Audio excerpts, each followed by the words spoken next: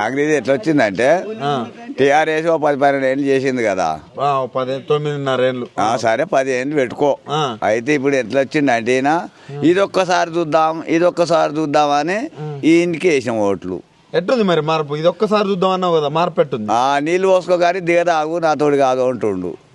అంటే సామెత నాకు అర్థం కాదు. పొద్దున్న నిండేదాకా నేను సాధలేను, నడవంతరాన్ని దిగదాగు అంటుండు.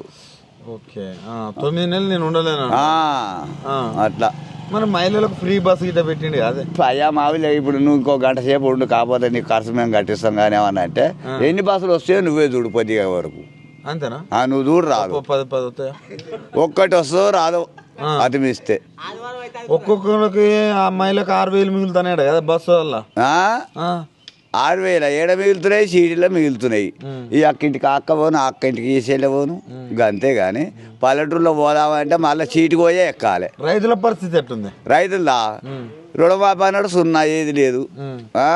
రుణమాఫీ అందరు వేసిండట్లే 100%. లక్ష్మీ నరసింహస్వామి మీద ఒట్టేసిండు ఆయన. అంతేనా? లక్ష్మీ నరసింహస్వామి మీద మేము వెంకటేశ్వర స్వామి మీద వేసినాం. ఏంది తిరుపతిలో ఎందుకు వేయలే, మాఫీ కాలేదని. మరి మీ ఇద్దరిట్లో ఎవరు ఒట్టునమ్మాలి? మరి ఏ దేవుడి పెద్ద నువ్వు ఆలోచన చేసుకో. తిరుపతి వెంకటేశ్వరకి ఎంత వస్తుర్రు జనము, యాదగిరిగుట్టకి ఎంత జనం వస్తుందో తెలుసుకో జరా. అంతేనా? మరి భద్రాచలం మీద కూడా ఒట్టేసిండు.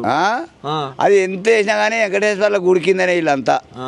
మీరు ఎత్తారు అయితే, మీరు వేయలేదని ఏరికి మీరు కూడా వేసిర్రు అయితే వెంకటేశ్వరం మీద.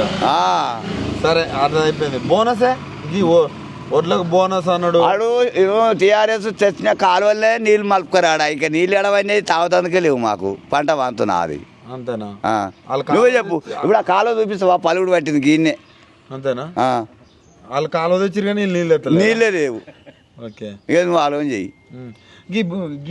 వీళ్ళకి రైతు భరోసా కూడా 7,000 అన్నాడు కదా. 7,000 సన్నోళ్ళు పండిస్తారు, నీళ్ళే లేవా? కాదు, అప్పుడు రైతు బంధు 5,000 అన్నారు కదా. అవును, మేము 7,500 రైతు భరోసా అన్నా. అది ఆతులు కూడా రాలే ఆయన. ఇంకా తులం బంగారా? తులం లేదు, ₹1,00,000 లేవు. లేవు. ఈ ఆడపిల్లలకి 2,500, ఆడపిల్లలకి 20. అవి ఆతులు కూడా ఇవ్వలే ఇంకా. అంతేనా? పింఛన్ 4,000 కానీ పింఛన్ 4,000 2 ఆతలే ఇస్తుండే అప్పుడే. అంతేనా?